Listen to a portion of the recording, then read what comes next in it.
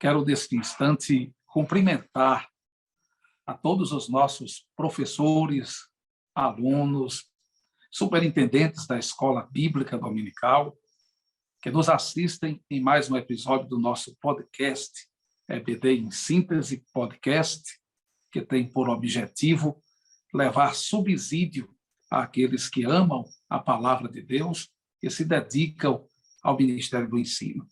Eu sou o pastor Bruno Rodrigues, pastor da Assembleia de Deus em Currais Novos, e estou acompanhado hoje do evangelista Souza e do presbítero Luiz Antônio. Quero conceder aos nossos queridos irmãos a oportunidade de saudar aqueles que estão nos assistindo neste momento. A paz do Senhor para todos os irmãos e irmãs que nesse momento estão sintonizados nesse podcast. A bênção do Senhor. Então, queremos nesse momento aproveitar para expressar a nossa alegria e estar juntamente com os irmãos e irmãs, sempre no estudo, na pesquisa desta maravilhosa lição que estamos estudando nesse trimestre. Uma Odisseia do Novo Testamento, uma panorâmica nos livros do Novo Testamento. Pai do Senhor, pastor Bruno, Pai do Senhor, evangelista Souza. Amém. Quero também externar a minha alegria de compartilhar esse espaço mais uma vez, de subsídio, cumprimentar os alunos, professores, superintendentes, aqueles que fazem parte da nossa Escola Bíblica Dominical. É uma alegria muito grande e esperamos que a gente possa aqui ofertar conteúdos que sejam relevantes e que também somem a nossa vida cristã. Penso, meus companheiros, que nossa missão como professores da Escola Bíblica Dominical está além de repassar conhecimento. Nós contribuímos diretamente com a formação espiritual dos discípulos de Cristo. Um dos nossos objetivos é aproximar estes alunos ainda mais de Deus. E numa revista que temos a oportunidade de fazer uma verdadeira viagem pelo Novo Testamento, temos diante de nós a maravilhosa expectativa no que diz respeito ao único livro histórico do Novo Testamento.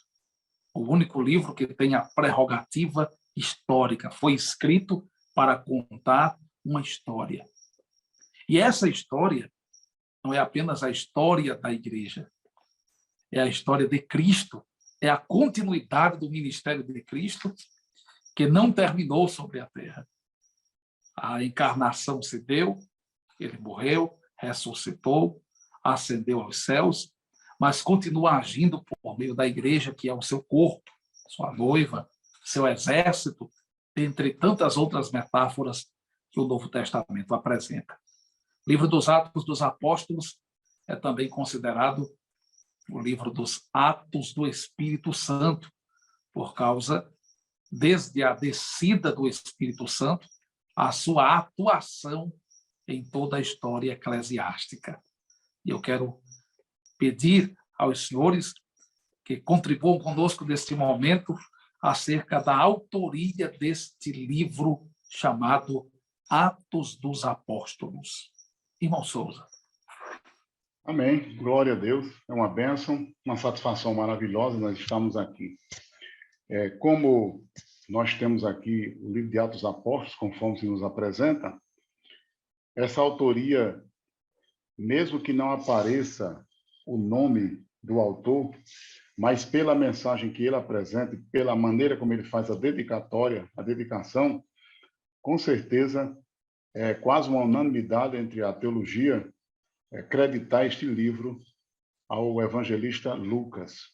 Considerando que Lucas escreveu o seu evangelho, também, em que ele faz a dedicatória a Teófilo, aqui, novamente, ele escreve este livro e ele diz, e fala sobre o primeiro tratado, a Teófilo, acerca de tudo que Jesus começou não somente a fazer, mas também a ensinar. Então, veja que o estilo literário é o mesmo da introdução do Evangelho de Lucas, quando ele faz essa dedicação. E aí Lucas ele continua fazendo essa descrição tão maravilhosa, quando diz até o dia em que Jesus foi recebido em cima na glória, e ele deu mandamentos aos seus discípulos. E ali nós temos aquele momento triunfal, quando Jesus retorna aos céus. Então, a autoria desse livro é realmente creditada a Lucas, o médico amado, conforme nós já estudamos na lição número 8. E agora nós voltamos a tocar nesse mesmo assunto, sobre esse escritor, em que se acredita a ele esses 2 livros. Na realidade, o Novo Testamento, que é composto por 27 livros, tem as suas divisões por categoria, que são os evangelhos, onde nós temos os que escreveram, como Mateus, Marcos, Lucas e João, e esse livro que é atribuído a Lucas. Então, no Novo Testamento, os 2 livros, que é o Evangelho e Atos dos Apóstolos. Temos os outros autores, como é o apóstolo Paulo, e temos ainda os que escreveram as cartas chamadas de universais, o Pedro, Tiago e Judas, e João. E, enfim, nós temos aqui essa mensagem do evangelista Lucas. Então, a autoria, novamente, o estilo em que ele enfatiza mais uma vez a presença gloriosa do Espírito Santo, que está não somente nas entrelinhas, mas nas linhas, na história, na condução do ministério de Jesus mediante a igreja nascente. Então, é uma revelação profunda quando nós entramos dentro deste caudal de bênção, neste manancial da glória, e é como se fosse aqui um rio transbordando, onde ele fala sobre a ação da igreja. Podemos fazer aqui uma comparação, uma metáfora, né? É o momento em que a igreja se nos é apresentada como aquela que é a agência divina de Deus na terra para continuar exatamente falando sobre o ministério de Jesus. E é mediante a igreja, mediante os apóstolos, mediante os irmãos, mediante as irmãs, mediante aqueles que aprenderam com Jesus, que transmitiram aos demais, que continua essa obra maravilhosa. Então, crédito a Lucas, o escritor do Atos dos Apóstolos.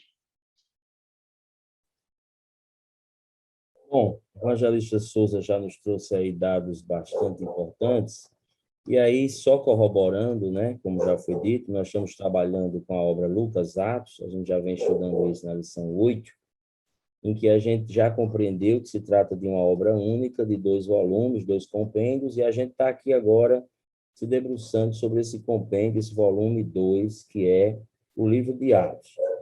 Há algumas evidências, como o Souza já falou, vou só aqui pontuar, as evidências internas e as evidências externas. Olhando com mais detalhes Atos, a gente vai perceber esse estilo literário, esse grego mais refinado. Vamos identificar a presença do pronome nós, né, que passa a ser depois de uma parte do livro, onde Lucas se integra à equipe de Paulo e passa a ser um testemunho ocular também dos acontecimentos. E nós vamos ver a testemunho ou testemunho externo, as evidências externas, onde a gente tem como, por exemplo, cânon Muratori, que é importante a gente conhecer, que trata-se de um documento cristão muito importante, o primeiro documento que fala sobre a lista dos livros canônicos. E nesse livro está arrolado, está explicitado que Lucas é o autor dessas obras. Autores, né, como Irineu, Eusébio de Cesareia, também atestam a autoria de Lucas. Então, como Souza já mencionou muito bem, é quase um consenso que Lucas é o autor dessas 2 obras, desses 2 livros, mesmo sendo obras que a gente vê no livro anônimas, elas têm sim uma autoria hoje consensuada, que é o nosso querido evangelista médico Lucas. E sobre a dedicatória do Teófilo, aproveitando aqui já o ensejo, nós vamos compreender, há muitas especulações sobre Teófilo, mas a gente compreende, né, que Teófilo ou é um recém-convertido, é bom explicar isso para a turma, ou um interessado na fé, porque a Bíblia usa o termo catecúmeno, como se ele estivesse numa espécie de discipulado, querendo conhecer os fundamentos da fé. E também importante a gente entender que ele poderia ser um senador, um magistrado, um político, alguém com muita autoridade, e ele poderia ser o que nos tempos bíblicos a gente chamava, pastor Bruno Souza, de patronus libre, que era um patrocinador da obra e da divulgação desta obra, tendo em vista como era difícil escrever e como era difícil divulgar um livro nos tempos do apóstolo Paulo, os tempos da igreja, era uma situação complexa, e aí Teófilo parece, né, por evidências que a gente pode fazer uma leitura, chegar a essa interpretação, ele tinha um capital social e político importante e usou isso para divulgar essa obra. Então, é muito importante que a gente sublinhe isso também, meus queridos. É importante mencionar que essa obra apresenta uma transição. Ao longo das suas páginas, a igreja deixa de ser, pelo menos o que parecia ser nos primeiros dias, uma extensão do judaísmo. A relação dos primeiros cristãos com o judaísmo, nos primeiros versículos dos 2 primeiros capítulos do livro dos Atos dos Apóstolos, era muito intensa. Na verdade, até os capítulos 4, 5, 6, 7, até a perseguição a partir de Estevão, esse entendimento de que havia uma harmonia entre os seguidores de Cristo e aqueles que se propunham a obedecer à lei de Moisés, era praticamente inquebrável. Mas Lucas mostra uma transição totalmente relacionada à mensagem que é explicitada no livro dos Atos dos Apóstolos. Vejam que Lucas começa o livro dos Atos exatamente onde termina o evangelho escrito segundo Lucas. Cristo está vivo, em convivência com os apóstolos durante um período de cerca de 40 dias. A conversa entre eles se dá acerca do reino de Deus.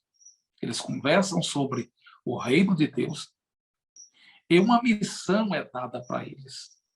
O versículo 8 do capítulo 1 nos diz: mas recebereis a virtude do Espírito Santo, que há de vir sobre vós, e servireis testemunhas tanto em Jerusalém, como em toda a Judeia e Samaria, e até aos confins da terra. Eles são nomeados, recebem um conteúdo e recebem também uma visão geográfica do alcance da obra que deveriam dar início. Eles começariam em Jerusalém, deveriam percorrer Judeia e Samaria e chegar até os confins da terra como testemunhas daquilo que viram, ouviram e aprenderam. Mas esse testemunho, ele é rejeitado inicialmente pelos judeus. Essa rejeição, ela acontece depois da demonstração de fatos, argumentos históricos, teológicos, bíblicos, milagres, e alcança o seu mais alto cume na perseguição a Estevão. Posteriormente, essa rejeição se dá em Samaria, entre os dispersos, quando a evangelização se dá em regiões distantes a partir da perseguição, de maneira que o livro dos Atos termina no capítulo 28 com uma demonstração clara de rompimento entre a mentalidade judaica e uma nova mentalidade cristã, onde a prioridade da ministração não é mais dos judeus, não é mais dos judeus, mas sim dos gentios. Isso é uma coisa que nós vamos encontrar ao longo de todo o livro, e aqui nós chegamos ao segundo ponto da nossa lição, a estrutura do livro.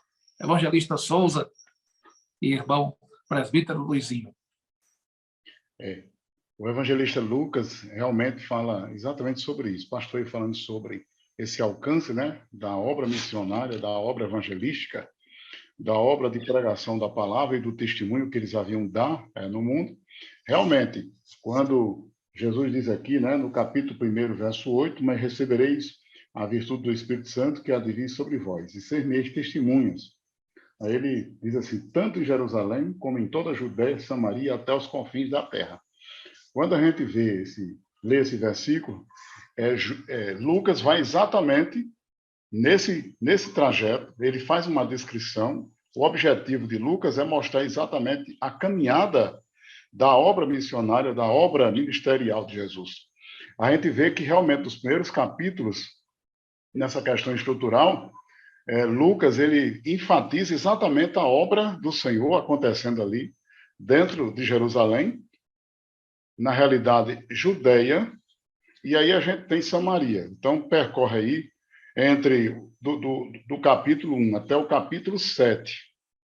Então, no capítulo 8, a gente já tem aí essa expansão. Quer dizer, esse círculo começa a se ampliar. Por quê? Porque aí agora alcança Samaria e vai até o capítulo 12. E aí a gente já tem, a partir do 13, esse evangelho que agora é internacional. Pode ver que agora eles se ocupam com a expansão além das fronteiras. De sorte que há um destaque muito grande na obra evangelística, porque Lucas ele descreve realmente o ministério de Pedro e depois ocupa uma grande parte do livro de Atos Apóstolos um destaque em Paulo.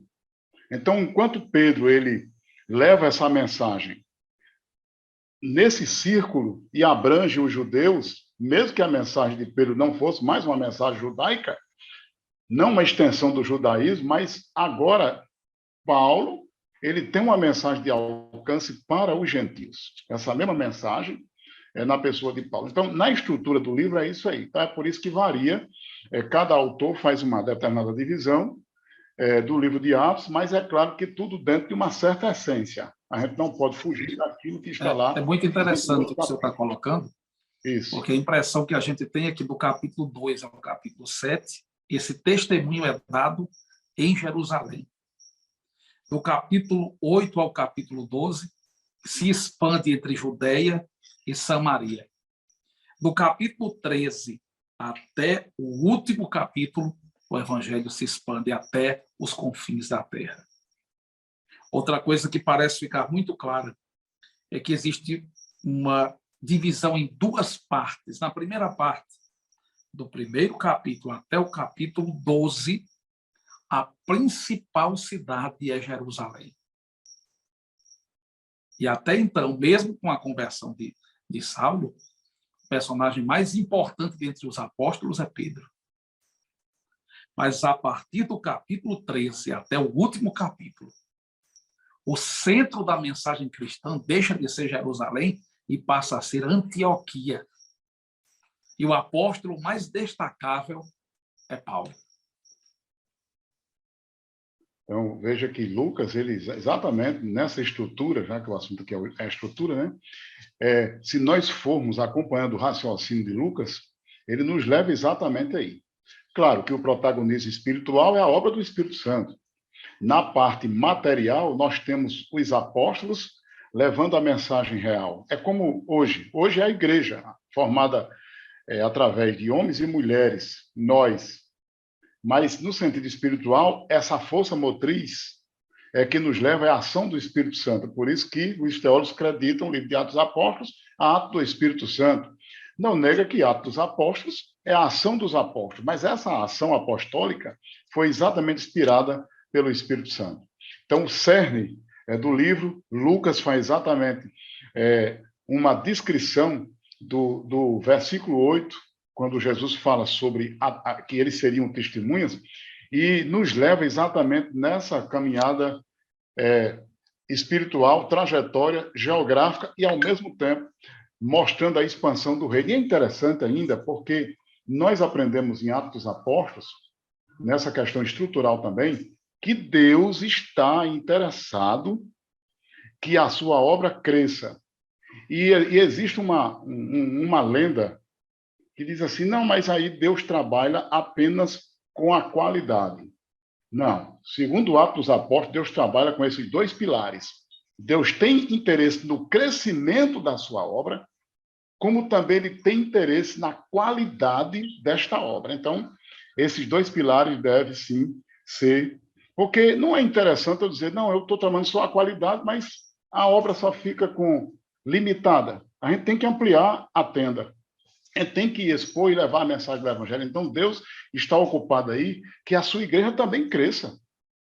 Não somente no sentido estatístico, quantitativo, mas também no sentido espiritual. Então, esses dois pilares fazem parte da estrutura de Atos dos Apóstolos. Verdade, meu querido Souza, pastor Bruno, aí já expondo essa estrutura.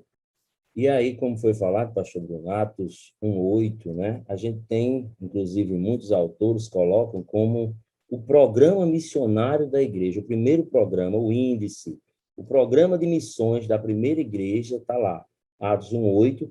E interessante que esse movimento geográfico ia precisar também romper barreiras como o preconceito, porque Samaria, né, vocês sabem muito bem, havia conflitos, havia problemas em relação aos judeus e os habitantes de Samaria, já historicamente. Então, veja como o senhor colocando aí a perspectiva de um evangelho que precisa se ampliar de uma visão restrita, reducionista do judaísmo, para se pensar além, para enxergar esse homem em suas múltiplas dimensões.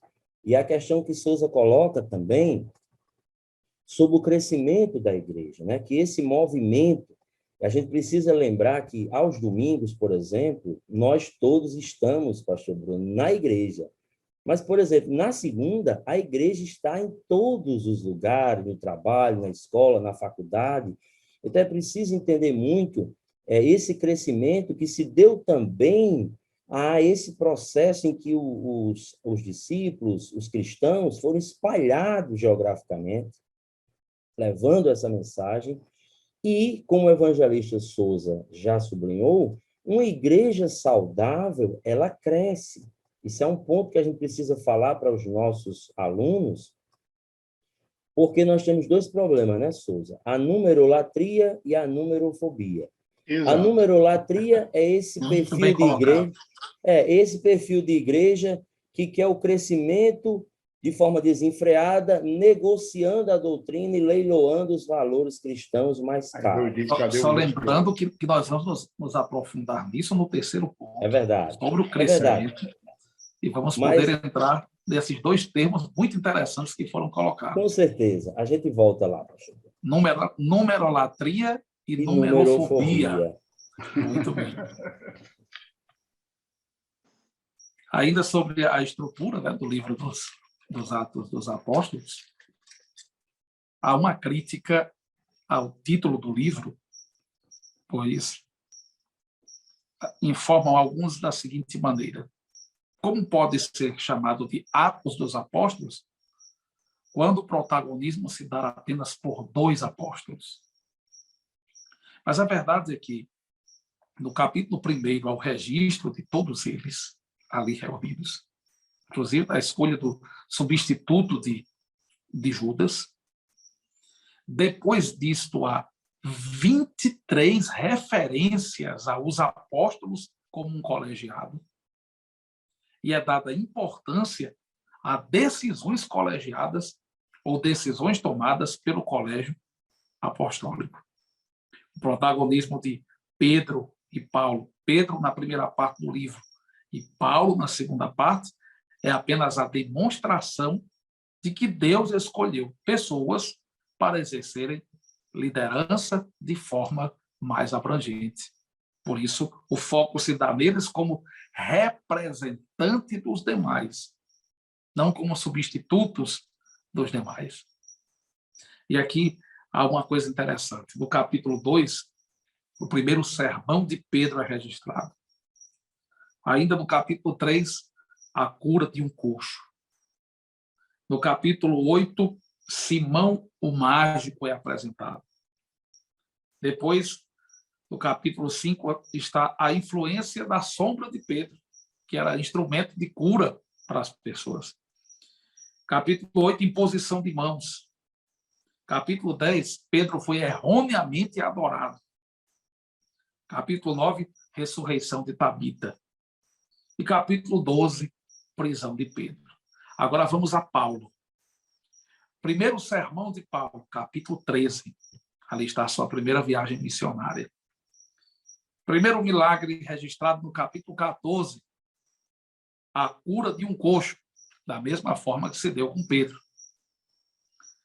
Em seguida, Elimas, o mágico, é um instrumento de resistência, como se deu com Pedro anteriormente em relação a Simão.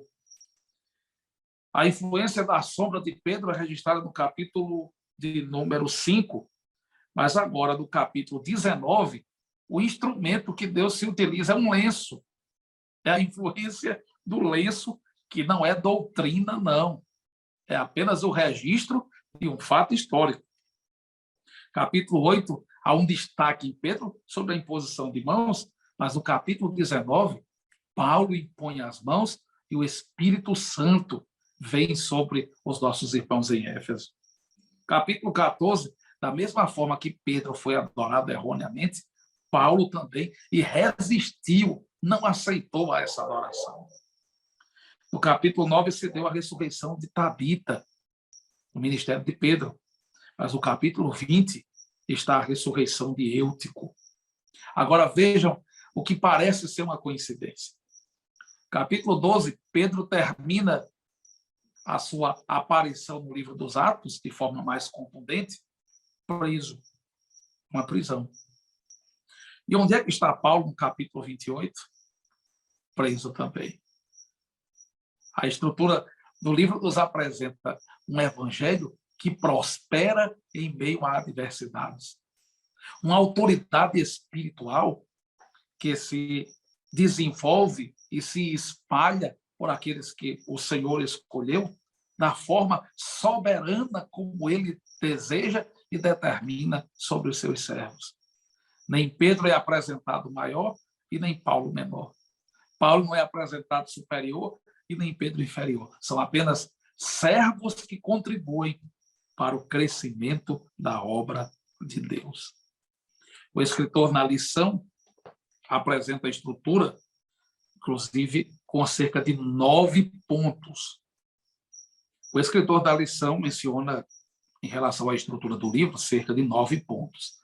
Os que nos assistem podem perceber que nós já fizemos uma divisão aqui em pelo menos 3 pontos, quando mencionamos os capítulos 2 ao capítulo de número 7, capítulo 8 ao 12, capítulo 13 até o último capítulo. Mas vejo como importante mencionar a estrutura que está na lição, visto que os alunos terão acesso direto ao conteúdo que está ali. E, de fato, reflete, de forma geral, tudo que está sendo apresentado, abordado acerca do livro dos Atos. Então, essa é a divisão. A estrutura do livro. Derramamento do Espírito. É o primeiro ponto. Os primeiros dias da igreja em Jerusalém. O segundo ponto. A perseguição leva à expansão. É o terceiro ponto. Quarto, o cristianismo entre os gentios. Quinto, a primeira viagem de Paulo. Sexto, o concílio em Jerusalém. Sétimo, a segunda viagem de Paulo. Oitavo, a terceira viagem de Paulo. E nono, a prisão de Paulo e seu ministério em cadeias. Assim concluímos a estrutura do livro dos Atos dos Apóstolos, para nós agora adentrarmos no ponto que trata do crescimento da igreja. Acho que ainda devemos citar aqui os acontecimentos, né? Muito bem. Quais foram os acontecimentos mais importantes ou mais impactantes desse livro? E eu peço aos senhores que mencionem estes acontecimentos.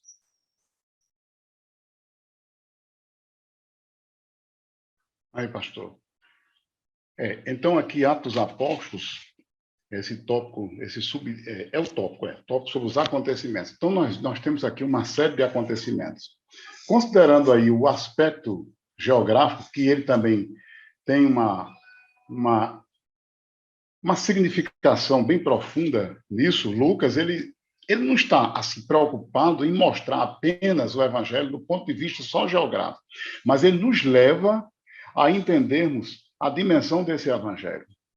Quando ele menciona, descrevendo lá, que as testemunhas, baseado lá no versículo 8, e aí ele menciona em todo o seu livro, em Jerusalém, Judeia, que abrange até o capítulo 7, Samaria, que é a expansão envolvendo Samaria, e do 9 em diante, onde a gente já tem aí uma percepção e, ao mesmo tempo, os fatos, os acontecimentos que levam e culminam com as viagens missionárias de Paulo e a prisão, então nós temos aí os confins da terra. Então, Jerusalém, Judeia, Samaria, os confins da terra, são exatamente os povos a serem alcançados.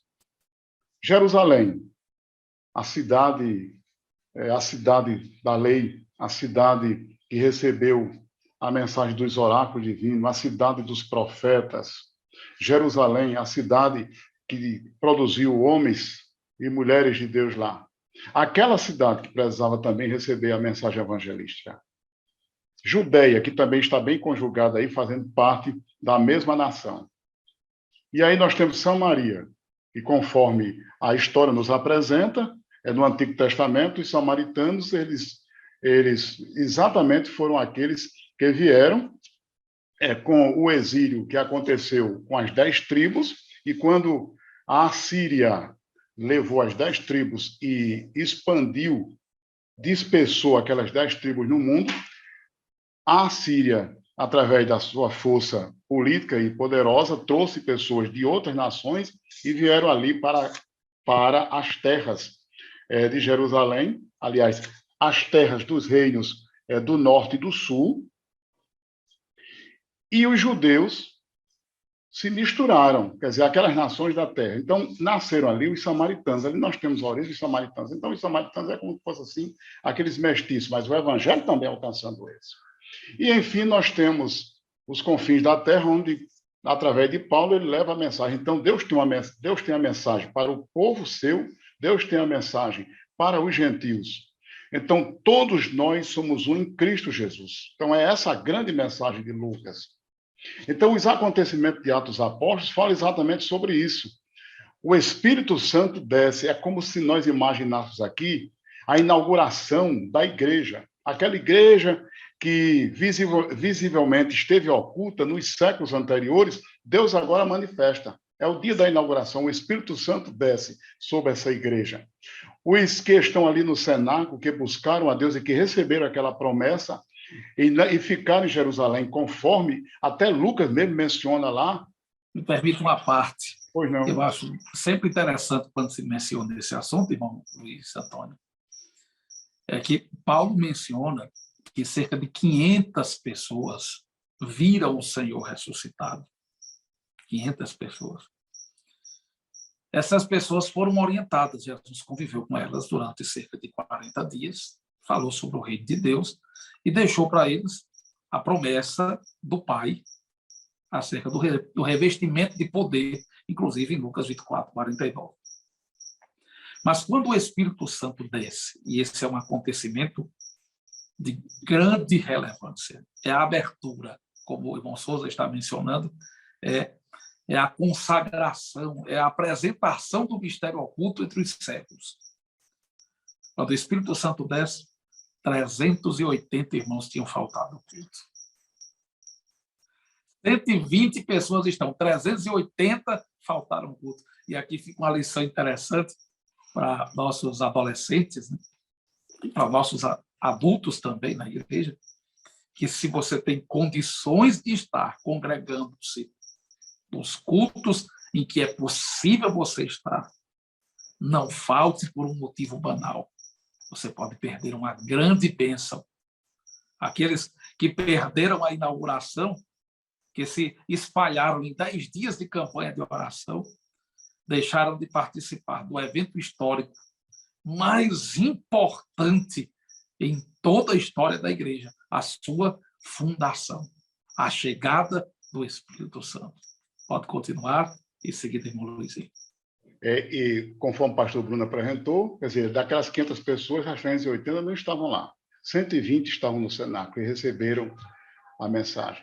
Embora que Lucas também seja bem discreto e ele não informe a razão por que eles não estavam, mas não estavam. Os 120 receberam a bênção, né? De sorte que Pedro está inspirado mesmo, cheio do Espírito Santo, e promulga aquela grande mensagem, aquele grande sermão, e aí a igreja recebe quase 3.000 novos membros. A igreja continua recebendo a revelação do Espírito Santo, e em seguida nós temos cerca de 5.000 lá na frente. Depois são multidões, e quando eles são presos, ele diz, olha, vocês estão enchendo a nossa cidade com essa doutrina. Então, isso significa que, mesmo que hoje nós tenhamos rádio, nós tenhamos TV, nós tenhamos a mídia, nós tenhamos as conexões para propagarmos o evangelho, mas o que aqueles homens, inspirados pelo Espírito Santo, fizeram foi uma coisa extraordinária, gente. Então, os alunos da escola bíblica poderão até entender a força maravilhosa do Espírito Santo na história da igreja. Quer dizer, eles não tinham essa tecnologia que hoje nós temos.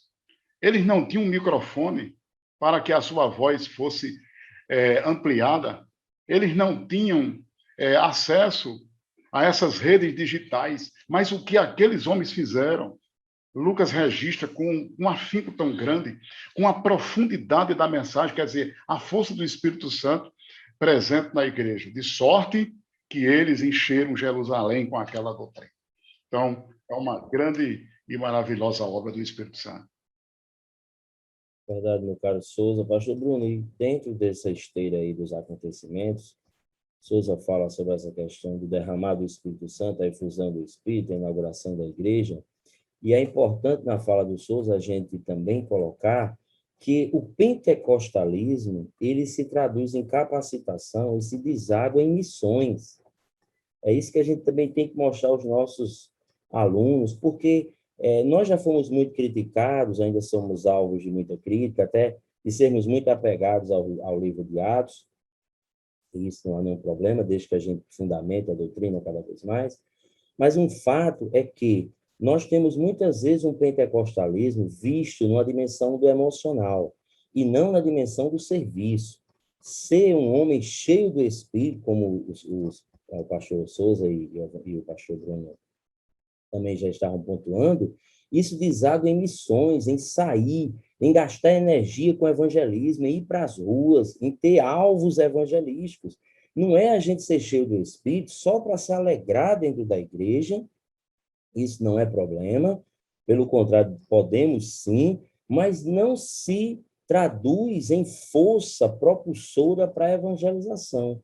Então, se a gente olha o livro de Atos, quando a gente vê os acontecimentos, a gente vê uma igreja que recebe o Espírito, por quê, queridos? Para nos ensinar que o intelecto não é suficiente, a dimensão intelectual não é suficiente, que a eloquência humana não é suficiente, que a gente precisa do poder do Espírito para fazer a obra de Deus.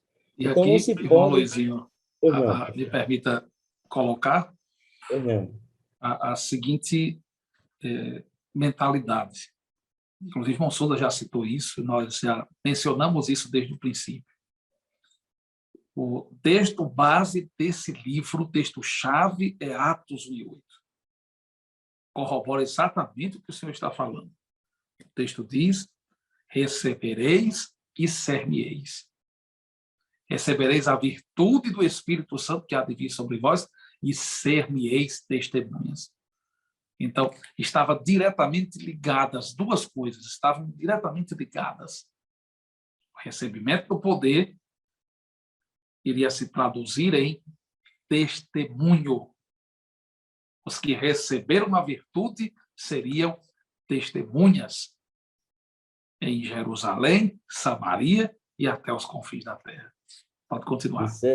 E ser testemunha, né, é ser mártir, quer dizer, dar a vida por Cristo, quer dizer, é uma dimensão muito maior desse testemunhal.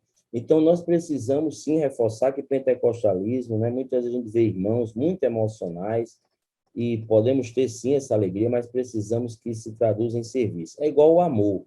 Amor quando a gente vai olhar Atos também, não é só sentimento. Amor é comunhão econômica. Claro que eu também gostaria, pastor Bruno, dentro dos acontecimentos de Atos, é importante a gente pensar o que foi excepcional e o que é atual como referencial para a igreja em todas as épocas. Porque eu acho que é importante a gente também, pastor Bruno, frisar isso.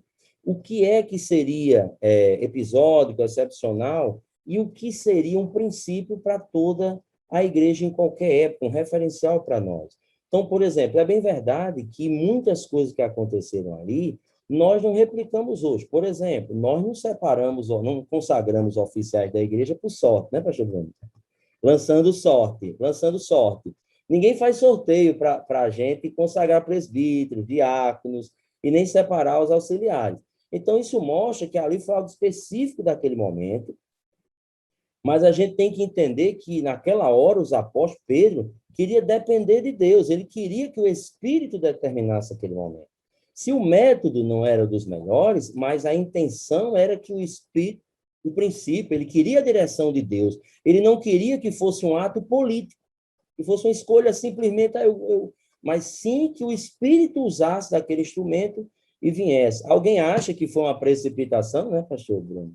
Tem correntes que acham que Pedro, a igreja, se precipitou, que no lugar de Judas não era Matias, mas seria o apóstolo Paulo. Há muitas correntes. Mas essa questão da excepcionalidade, para o senhor falar, que eu coloco também sobre essa questão da efusão do Espírito, né? Então, muitas vezes, o que eu coloco como categoria excepcional tem que ter cuidado para a gente não esvaziar a expectativa que Deus tem para a igreja nos dias de hoje. Por exemplo, o que Deus quer que fosse uma experiência normal da igreja, a gente chamar de excepcional ou de algo específico para aquele tempo. Então, temos que ter cuidado nesse corte. Então, o princípio está lá. Será que Deus não quer que as igrejas, que todos nós sejamos cheios do Espírito Santo? Se aquela efusão, naquela proporção, naquele nível, não aconteceu nas nossas leituras históricas, mas o princípio de ser cheio do Espírito, pastor Bruno, permanece. Quer dizer, você, até para ser diácono, o diácono, né? Houve aquela ruptura radical entre a diaconia da palavra e a diaconia das mesas. Não podemos esquecer, a diaconia das mesas era distribuir comida, não é isso, pastor Bruno? Distribuir comida para as viúvas. Até para distribuir comida, que a gente sabe que não era só isso, você tem que ser cheio do Espírito Santo, porque tem que lidar com gente, tem que lidar com pessoas, tem que enfrentar. E com o primeiro problema da igreja. O primeiro problema de uma igreja que cresce, né? Em De uma igreja que cresce. A distribuição social. De uma igreja que cresce, né, pastor Bruno? Daqui a pouco a gente vai Exatamente. falar. Então, sobre esses acontecimentos, é a igreja sendo mostrada ali, a igreja que evangeliza, a prioridade do evangelismo, a igreja que tem como prioridade a oração. Em quase todos os capítulos de Atos, a gente vai ver uma igreja que ora, Souza. Uma igreja que está buscando a Deus, uma igreja que está orando. Então, é claro que isso faz parte da teologia lucana. Lucas, ele dá ênfase à oração, dá ênfase ao Espírito Santo. Então, o pentecostalismo que nós acreditamos, a evidência das línguas, é muito importante, a atualização dos dons, nós não acreditamos que eles cessaram, mas que eles permanecem, e que nós temos que reconhecer, como o Souza falou, para terminar essa parte, nós temos muito mais recursos do que aquela igreja primitiva. Mas será que nós temos essa capacitação do Espírito Santo, essa vontade, essa volição, essa inclinação para o evangelismo? Eu digo muito para você entender e a gente falar com os nossos alunos. Muitas vezes a gente está cheio de livros em casa, mas não tem fome intelectual de ler os livros. Já tem gente que tem a fome, mas não tem os livros. Então, é mais ou menos assim, a igreja, ela não tinha os recursos que nós temos, mas ela tinha o poder, a consciência missionária necessária para fazer. E nós temos muitos recursos, mas esvaziados, muitas vezes, não generalizando, claro, o esvaziamento de uma consciência missionária, eles achavam que Jesus voltaria naquela época. Foi um equívoco? Foi, mas até quando aquela igreja teve, vamos dizer assim, alguns desalinhamentos, mas elas estavam certas. Elas pensavam que Jesus voltava naquela época. Principiologicamente, não seria um equívoco no seguinte sentido. Nós devemos viver sempre na expectativa de que a vinda do Senhor é iminente. Isso, verdade, pastor. Então, não é bem um equívoco, mas vamos dizer que eles tinham aquela consciência que hoje nos falta quando nós estamos às portas, como acreditamos, da volta de Jesus. Verdade. Uma outra questão sobre excepcionalidade, E eu gosto de mencionar muito isso, porque é um dos acontecimentos importantíssimos no livro dos Atos. O episódio que se dá em relação a Ananias e Safira, que mentiram ao Espírito Santo, e o contexto trata de forma imediata de uma oferta, de uma contribuição que foi dada com a finalidade de serem vistos e não de contribuir diretamente com a obra. E aquelas pessoas foram mortas. Um juízo foi executado pelo Senhor e elas morreram.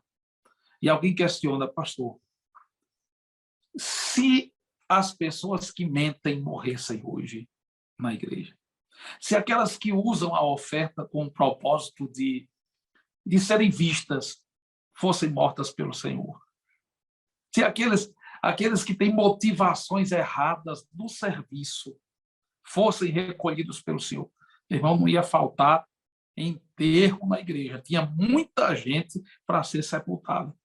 E o questionamento é, por que é que naqueles dias aconteceu isso e depois não aconteceu mais?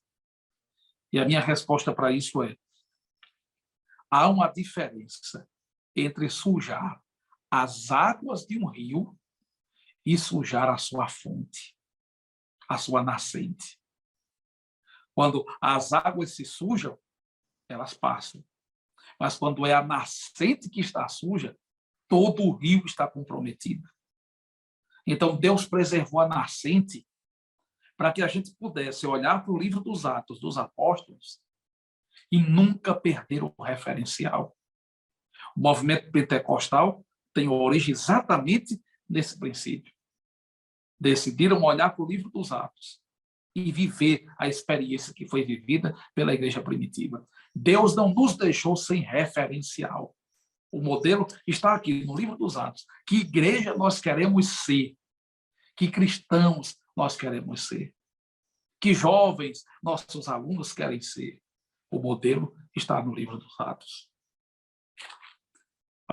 Há mais acontecimentos no livro dos Atos, por que não mencionar a descida do Espírito Santo em Samaria, a conversão de Cornélio e a descida do Espírito Santo na casa de Cornélio,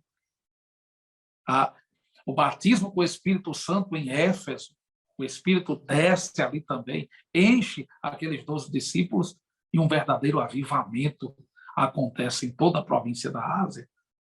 São alguns dos acontecimentos dignos de serem mencionados. A conversão de Saulo, que foi um marco na história do cristianismo.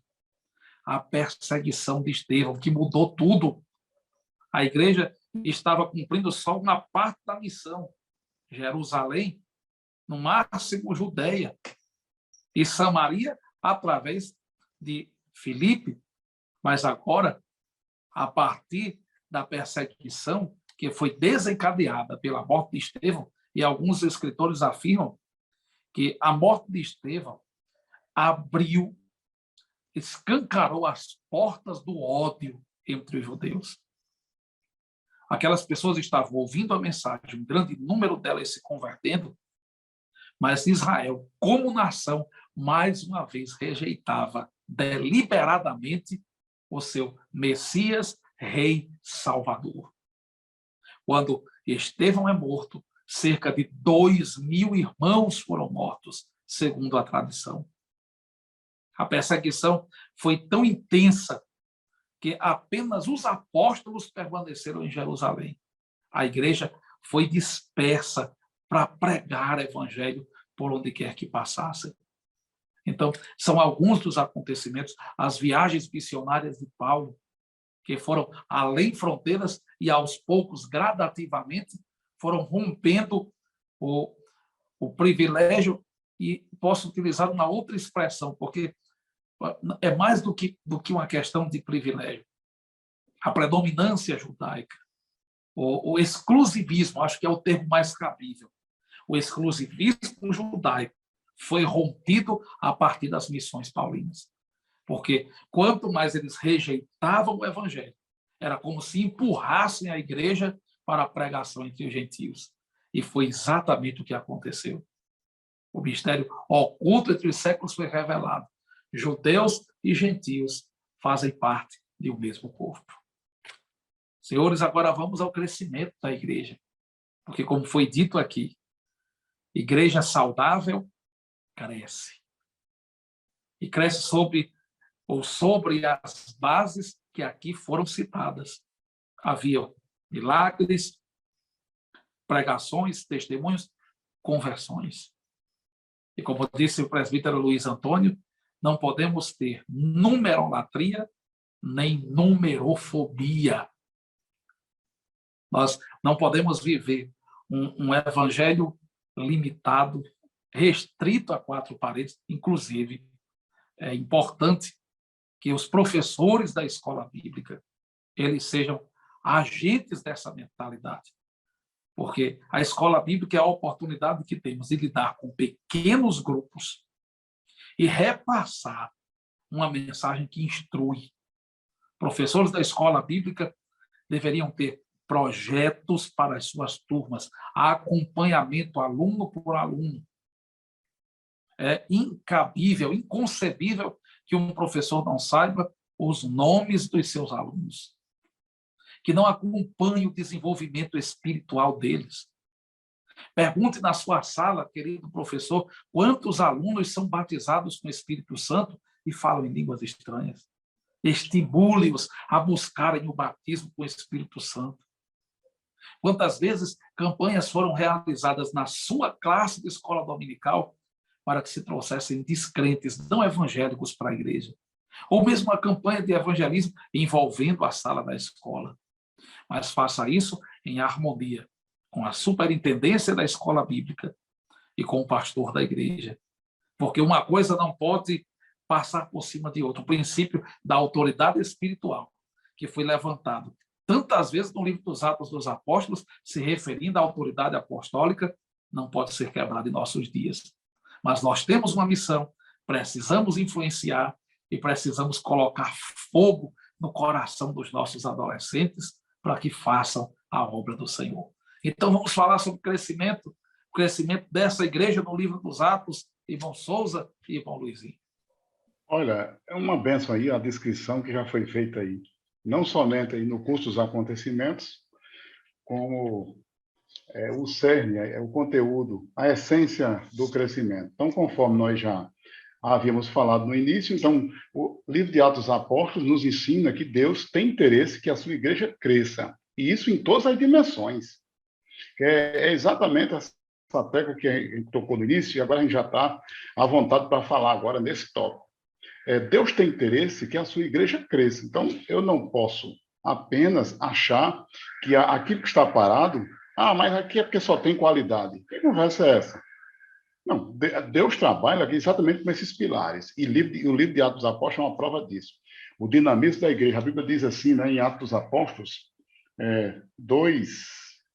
o capítulo 2, verso 47, o versículo diz assim: louvando a Deus e caindo na graça de todo o povo. E todos os dias acrescentava o Senhor à igreja aqueles que se haviam de salvar. Outra tradução dá os que iam sendo salvos.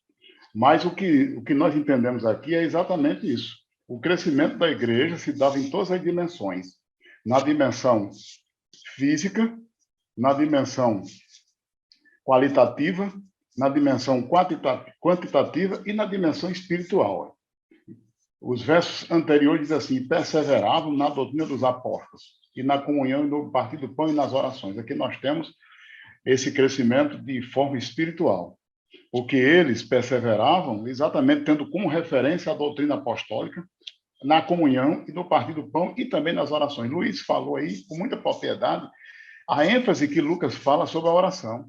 Nós temos o interesse de Lucas em revelar que eles ficaram lá em Jerusalém exatamente aguardando a promessa do Pai. E aqueles 120 estavam lá orando. Quando os apóstolos se dirigiu ao templo e Pedro ia fazer a sua oração e houve aquele milagre, eles iam também para a oração. Quando os homens de Deus chegaram a ser presos, Paulo e Silas, o que é que eles faziam lá na prisão? Eles também oravam. Então, veja que em todo o decorrer, sempre o livro de Atos dos Apóstolos, Lucas fala sobre essa preocupação com oração. E eles estavam lá. E em toda a alma havia temor e muitas maravilhas e sinais se faziam mediante os apóstolos. E todos os que estavam juntos tinham tudo em comum. Então veja que eles perseveravam unânimes, todos os dias no templo, partindo o pão em casa, comiam juntos com alegria e singeleza de coração. Aí louvando a Deus e caindo na graça do povo. Que é isso? Havia testemunho da igreja. E todos os dias acrescentava o Senhor à igreja aqueles que iam sendo salvos, ou que se haviam de salvar. Versículo 42, né, aqui eu li o 46. O 47. segredo dessa igreja, né? O 42 mostra o segredo. 42, exato. Perseveravam na doutrina dos apóstolos. Não tinha invencionismo, não. Era doutrina dos apóstolos. Perseveravam na comunhão. Se não houver perseverança, a comunhão se dissipa. Eles perseveravam na comunhão. No partir do pão, é provável que seja uma referência à ceia, mas aqui nós demonstramos e acreditamos isso como um princípio, inclusive como pastor da igreja. A igreja precisa ter momentos de confraternização que envolvam pão, alimento, comida. Alguém disse, não, mas a igreja não precisa disso. De acordo com esse texto, precisa sim. Até porque essa ceia aqui não era um pedaço de pão e um pouco de suco, não. Era um banquete. Havia a festa do ágape, inclusive. A igreja precisa desses momentos de comunhão. Inclusive, a sua classe, as nossas classes de escola bíblica precisam desses momentos também. E nas orações. Nós vivemos uma crise em relação à oração em muitos lugares. As pessoas vão orar de joelhos, elas não conseguem orar mais do que 10 minutos. Orações de 30 minutos da igreja, você tem 10 as pessoas orando, alguns poucos em silêncio, daqui a pouco as pessoas estão se sentando, de forma inclusive irreverente, pegando instrumentos como o celular, o tablet, ou vão lá fora, na hora da oração. E é importante tratar disso com os adolescentes, com os jovens que estão sendo ministrados por essa aula. Por quê? Porque essa quebra em relação à perseverança na oração, inclusive na adoração como um todo, é o que tem levado ao esfriamento espiritual muitos crentes nessa geração. Podem prosseguir, meus companheiros. E esse crescimento, a gente tem que entender que também existem as provas e adversidades, porque não podemos entender que o crescimento da igreja é só oba-oba. E não é oba-oba. O crescimento da igreja é um pilar doutrinário. Agora, esse crescimento, além de nós termos a comunhão, a oração, Deus também pode ver que quando houve a perseguição envolvendo Estevão, houve aí um avivamento, porque o evangelho foi levado e expandiu as fronteiras. Quer dizer, saiu dali das portas de Jerusalém, Judeia, e agora nós temos a expansão para Samaria. Quer dizer, alguém diz, mas aí a perseguição, claro que a perseguição não é boa do ponto de vista material, mas Deus permitiu a perseguição e mandou sobre a igreja como uma maneira de Deus impulsionar a sua obra. Então, isso significa que aqui na Terra, a gente não pode apenas mostrar um lado, dizendo que a vida em Deus, a vida no Evangelho é uma vida somente de flores. Mas aí, os espinhos que existem na caminhada, a Atos dos Apóstolos mostra isso. Quem tem lá, Estevão, o primeiro mártir, que foi apedrejado por causa da palavra. Nós temos lá em seguida, depois nós temos Tiago. E Lucas, ele apresenta isso aí, ele mostrando que Deus, para que ele nos dê o crescimento que a gente precisa conhecer os caminhos de Deus. E esses caminhos de Deus nós temos que trilhar, entendendo a sua vontade em nossa vida, tanto na bonança como também nas horas da dificuldade. Isso mesmo, meu querido evangelista Souza, pastor Bruno. E a gente, claro, quem não quer que a sua igreja cresça? Quem não quer que a sua igreja cresça, né? Então, nós precisamos voltar ao manual de evangelismo e missões, que é Atos, que nos dá essa condição, e como o pastor Bruno falou, estudar esse crescimento, né, pastor Bruno? Que ele tem uma dimensão espiritual e tem uma dimensão material, como, por exemplo, essa questão da comunhão econômica. Porque é bem verdade que hoje os crentes, os cristãos, não vendem mais tudo que têm e depositam nos pés dos pastores. Pelo menos essa não é a regra. Se acontece aí em outro lugar, mas é uma Inclusive, essa anomalia. própria situação, né, do livro dos Atos dos Apóstolos trouxe um problema depois. Nós vemos Paulo recolhendo ofertas lá da igreja em Corinto para os crentes pobres de Jerusalém. E cadê a Em divisão? nenhum momento isso aqui foi dado como um mandamento, É, isso foi espontâneo, e porque é possível até que fosse uma empolgação. Exato, porque não teria sentido Paulo estar recolhendo oferta lá na frente se tivesse havido a continuidade dessa divisão. Certeza. Mas o que fica, né, pastor Bruno, é o princípio também da comunhão econômica. Se eles se excederam, né, se eles se excederam na intervenção, mas o princípio da comunhão econômica é uma igreja que também assiste os seus irmãos no sentido de cooperar financeiramente, de ajudá-los em momentos de crise, de luta que a vida também nos traz, as estações de dores, né? E sobre o crescimento, a gente verificar uma igreja que, como era uma igreja saudável, ela crescia. Eu já escutei muito o evangelista Souza, a gente já conversou sobre isso, porque muitas vezes algumas pessoas querem justificar o não crescimento, né, pastor Bruno? E assim, a gente não pode negociar isso. Se uma igreja é saudável, ela cresce. E se ela cresce, ela também tem problemas, como a igreja de Jerusalém, quando houve o problema da distribuição social com os cristãos judeus e os helênicos, né, os gregos. Então, isso mostra que o crescimento também traz problemas que precisam ser administrados, equacionados. Então, a gente tem dois extremos hoje no Brasil. A gente tem a numerolatria, são essas igrejas que venderam praticamente, leiloaram a doutrina, negociaram a arquitetura de valores cristãos em nome de números, de encher uma igreja, de inchar uma igreja. Inclusive, quem se envergonha de ser igreja para crescer. A própria arquitetura hoje dos templos de algumas igrejas querem passar a imagem de que não são uma igreja, com o fim de quebrarem aquela mentalidade existente pelos que foram traumatizados por excessos da igreja no passado. Ora, quem praticou excesso, quem pecou, quem errou, não agiu como igreja no seu padrão bíblico. Então, não deveríamos ter vergonha de ser a igreja. Nós não precisamos pintar uma igreja de preto para que ela não pareça igreja. Se alguém faz isso por um costume, tudo bem. Mas por vergonha de ser igreja, não, nossa liturgia, nossa forma, nós precisamos de um baile depois do culto para os jovens dançarem, para que eles extravasem, porque jovem é jovem, mas crente é crente. E o princípio da palavra, um crente, um jovem crente, que conhece as Escrituras, ele não sente falta do mundo. Então, não precisa trazer um mundo para a igreja para que um jovem se firme.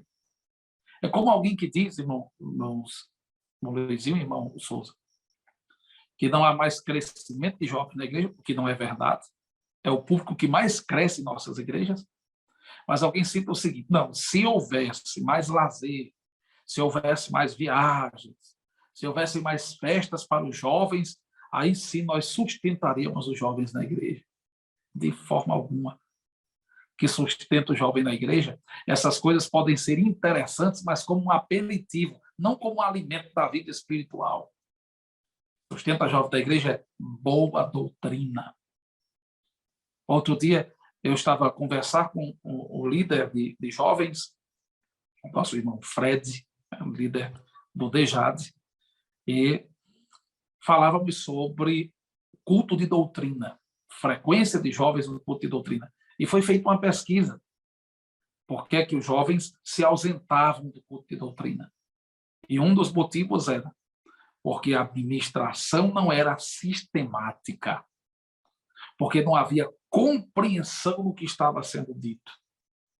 Ou seja, eles não têm resistência a ouvir a palavra. O problema, às vezes, se dá na qualidade que nós temos. E aqui eu acrescento, nos púlpitos e das salas de aula das nossas escolas bíblicas. A falta de conteúdo afasta. A falta de espiritualidade, de fervor espiritual, esfria. Então, como é que nós vamos cobrar resultados se não estamos oferecendo o básico? Se isso for oferecido, a igreja cresce. E cresce em todos os seus aspectos. Podem prosseguir, meus senhores, para nós concluirmos. Pastor Bruno, e essa questão do jovem, né? A gente sempre faz aquela pergunta. Eles são jovens crentes ou são crentes jovens? Então, o que é que está em primeiro lugar? É igual os músicos da igreja, né, pastor Bruno? É músico crente ou crente músico? Se você é primeiro crente e depois músico, tudo que vem depois vai ser modificado. Você é jovem, mas primeiro é crente. A gente tem que colocar que nós somos primeiro crentes, depois jovens. Porque essas falas, né, pastor Bruno? Dá a entender que primeiro nós somos jovens e depois nós somos crentes. Então, isso é muito perigoso. E sobre o crescimento, né, como o senhor tem falado, e a gente terminando esse ponto, existe também a numerofobia, que é esse medo do crescimento que a gente precisa trabalhar nas nossas igrejas, porque não é também pecado usar estratégias, né, pastor Bruno? A gente tem que falar isso aqui para quem dá aula na classe dos jovens, adolescentes, juvenis.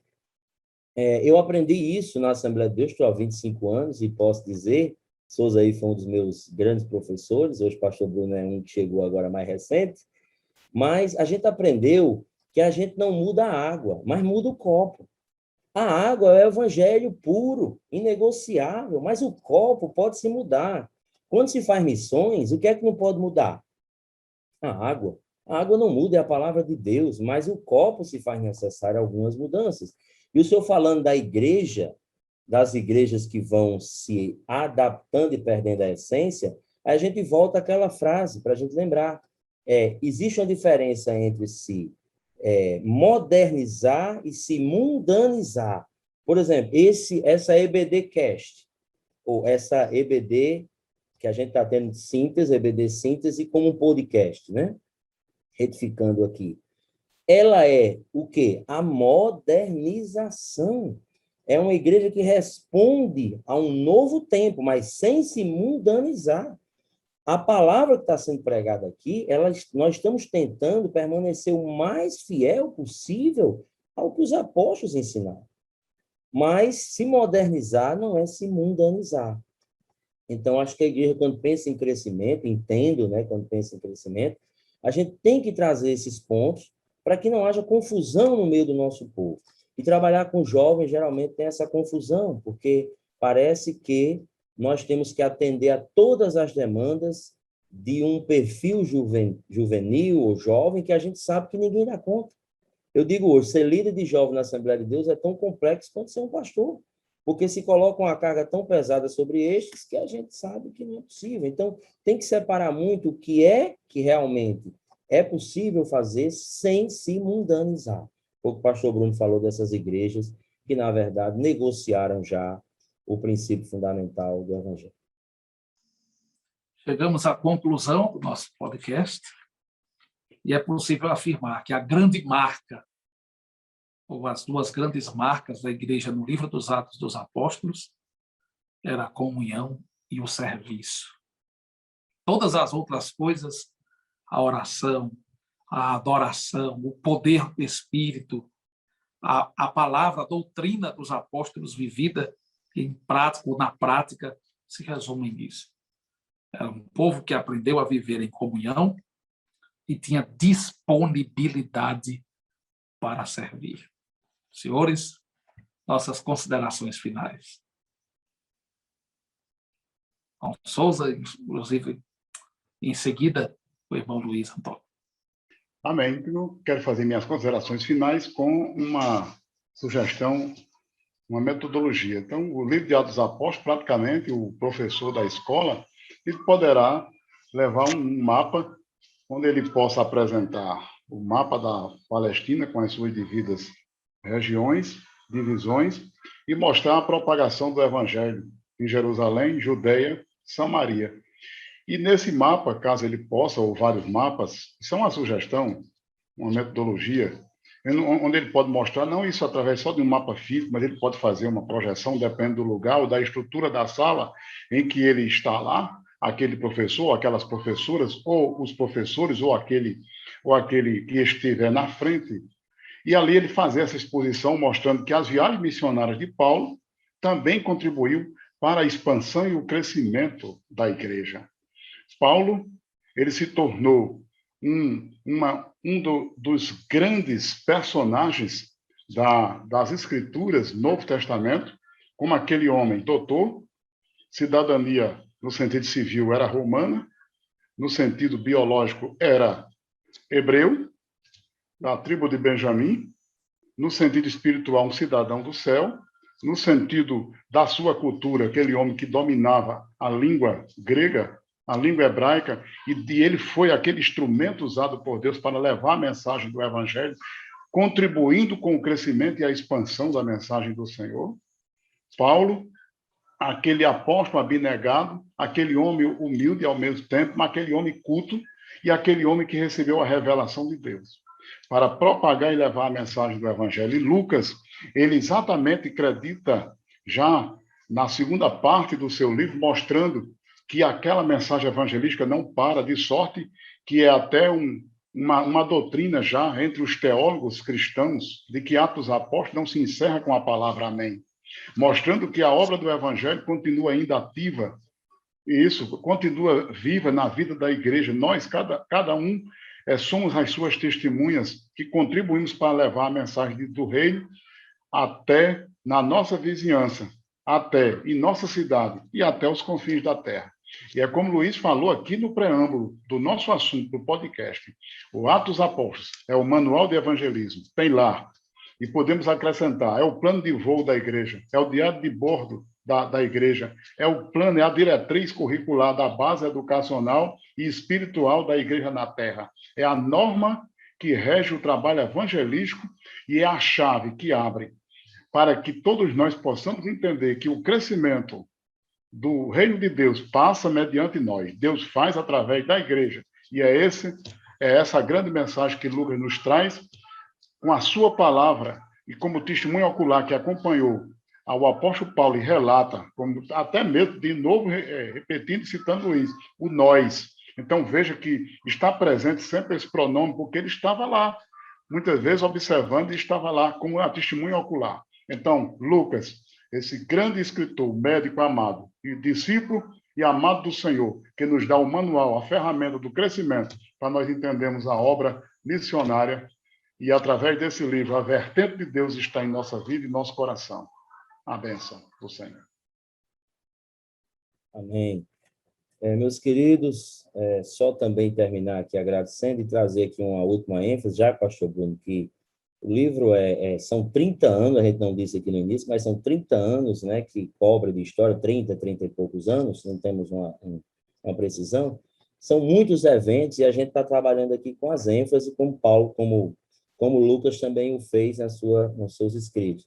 Mas eu queria deixar uma ênfase para a classe especificamente que a gente está trabalhando aqui, pastor Bruno, que o livro de Atos também mostra algo que eu, particularmente, como pessoa, me chama muita atenção e me enche os olhos, é o fato de Deus chamar pessoas, separar pessoas para a sua obra.